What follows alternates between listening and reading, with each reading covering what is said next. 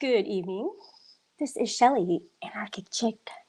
It is currently 8:43 in the PM, and I'm going to do a short reading before my open panel at 11:35. So the reading today is from the 12 and 12, the 12 steps and traditions. Starts on page 70, and it's step 7. Humbly asked him to remove our shortcomings. So this isn't a regular panel. This is just a reading. Okay, I just wanted to let everybody know that. I appreciate everybody who is here and watching. What's up, King Vic? Yes, you're first this time. It's awesome. Since this step so specifically concerns itself with humility, we should pause here to consider what humility is and what the practice of it can mean to us. Indeed, the attainment of greater humility is the foundation principle of each of AA's 12 steps. For without some degree of humility, no alcoholic can stay sober at all. Nearly all AAs have found, too, that unless they develop much more of this precious quality than may be required just for sobriety, they still haven't much chance of becoming truly happy. Without it, they cannot live to much useful purpose or, in adversity, be able to summon the faith that can meet any emergency. Humility as a word and as an ideal has a very bad time of it in our world. Not only is the idea misunderstood, the word itself is often intensely disliked. Many people haven't even a nodding acquaintance with humility as a way of life. Much of the everyday talk we hear and a great deal of what we read highlights man's pride in his own achievements. With great intelligence, men of science have been forcing nature to disclose her secrets. The immense resources now being harnessed promise such a quantity of material blessings that many have come to believe that a man-made millennium lies just ahead. Poverty will disappear, and there will be such abundance that everybody can have all the security and personal satisfactions he desires. The theory seems to be that once everybody's primary instincts are satisfied, there won't be much left to quarrel about.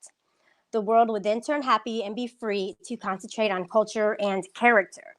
Solely by their own intelligence and labor, men will have shaped their own destiny.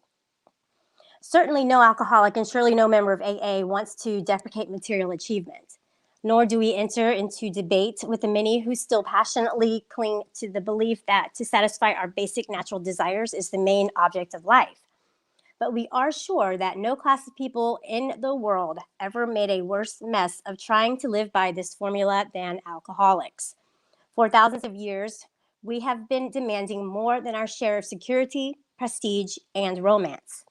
When we seemed to be succeeding, we drank to dream still greater dreams. When we were frustrated, even in part, we drank for oblivion. Never was there enough of what we thought we wanted. In all these strivings, so many of them well-intentioned, our crippling handicap had been our lack of humility. We had lacked the perspective to see that character building and spiritual values had to come first, and that material satisfactions were not the purpose of living. Quite characteristically, we had gone all out in confusing the ends with the means.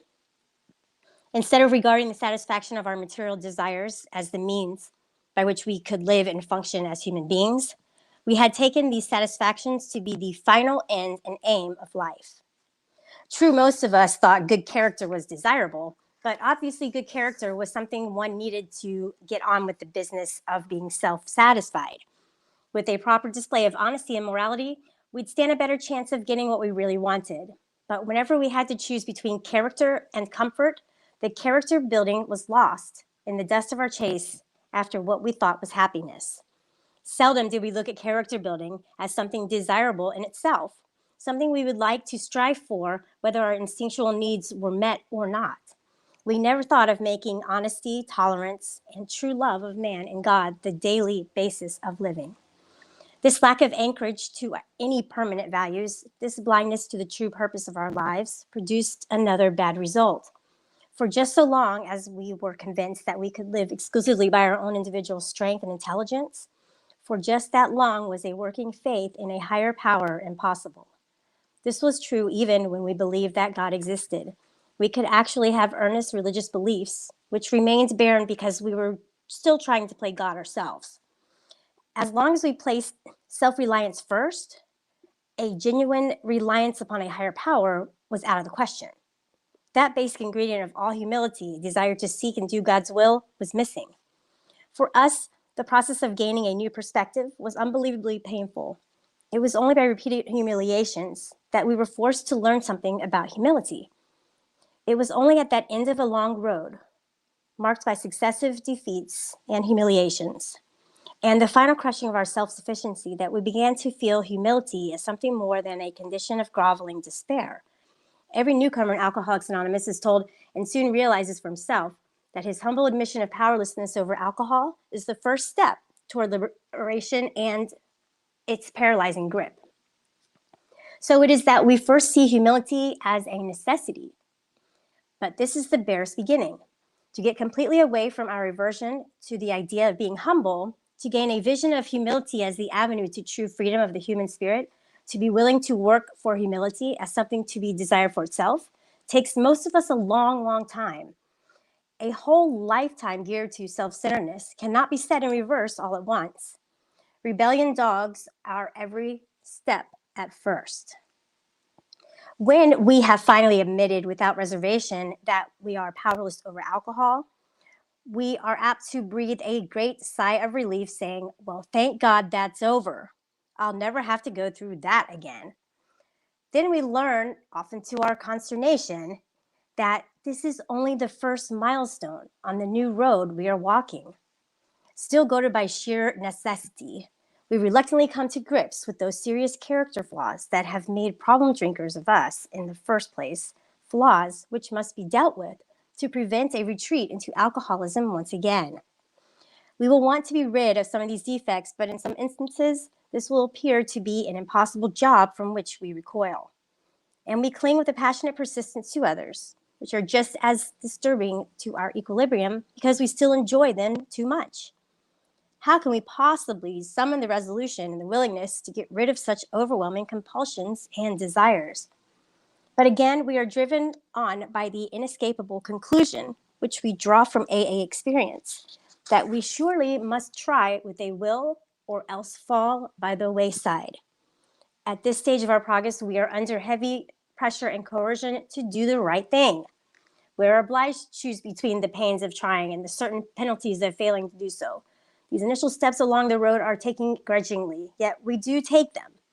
We must still have no very high opinion of humility as a desirable personal virtue, but we do recognize it is a necessary aid to our survival. But when we have taken a square look at some of these defects, have discussed them with another, and have become willing to have them removed, our thinking about humility commences to have a wider meaning. By this time, in all probability, we have gained some measure of release from our more devastating handicaps. We enjoy moments in which there is something like real peace of mind. To those of us who have hitherto known only excitement, depression, or anxiety, in other words, to all of us, this newfound peace is a priceless gift. Something new indeed has been added. Where humility had formerly stood for a forced feeding on a humble pie, it now begins to mean the nourishing ingredient which can give us serenity. This improved perception of humility starts another revolutionary change in our outlook. Our eyes begin to open the immense values which have come straight out of painful ego puncturing. Until now, our lives had been largely devoted to running from pain and problems. We fled from them as from a plague. We never wanted to deal with the fact of suffering. Escape via the bottle was always our solution. Character building through suffering might be all right for saints, but it certainly didn't appeal to us. Then in AA, we looked and listened. Everywhere we saw failure and misery transformed by humility into priceless assets. We heard story after story of how humility had brought strength out of weakness. In every case, pain had been the price of admission into a new life. But this admission price had purchased more than we expected. It brought a measure of humility, which we soon discovered to be a healer of pain. We began to fear pain less and desire humility more than ever. During this process of learning more about humility, the most profound result of all was the change in our attitude toward God. And this was true whether he had been believers. Let me back up. And this was true whether we had been believers or unbelievers. We began to get over the idea that the higher power was a sort of bush league pinch hitter to be called upon only in an emergency. This notion that we would still live our own lives, God helping a little now and then, began to evaporate. Many of us who had thought ourselves religious awoke to the limitations of this attitude. Refusing to place God first, we had deprived ourselves of his help. But now the words of myself, I am nothing, the Father doeth the works, began to carry bright promise and meaning. We saw we needn't always be bludgeoned and beaten into humility. It could come quite as much from our voluntary reaching for it as it could from unremitting suffering. A great turning point in our lives came when we sought for humility as something we really wanted rather than as something we must have. It marked the time when we could commence to see the full implication of step 7, humbly asked him to remove our shortcomings. As we approach the actual taking of step 7, it might be well if the AAs inquire once more just what our deeper objectives are. Each of us would like to live at peace with himself and with his fellows. We would like to be assured that the grace of God can do for us what we could not do for ourselves. We have seen that character defects based upon short-sighted or unworthy desires are the obstacles that block our path toward these objectives. We now clearly see that we have been making unreasonable demands upon ourselves, upon others, and upon God. The chief activator of our defects has been self-centered fear, primarily fear that we would lose something we already possessed or would fail to get something we demanded.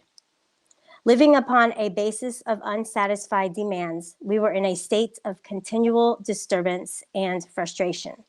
Therefore, no peace was to be had unless we could find a means of reducing these demands. The difference between a demand and a simple request is plain to anyone. The 7th step is where we make the change in our attitude, which permits us, with humility as our guide, to move out from ourselves toward others and toward God. The whole emphasis of step 7 is on humility. It is really saying to us that we now ought to be willing to try humility and seeking the removal of our other shortcomings, just as we did when we admitted we were powerless over alcohol or came to believe that a power greater than ourselves could restore us to sanity.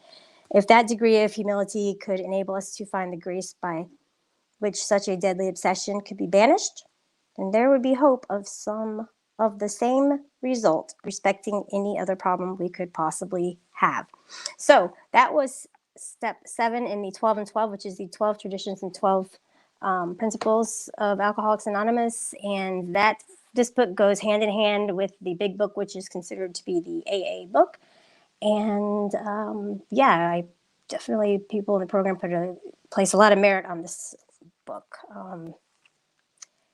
Yes, so just wanted to share that, and I'm gonna go. Hope to see you guys at my show later on, 11:35. Thanks, bye.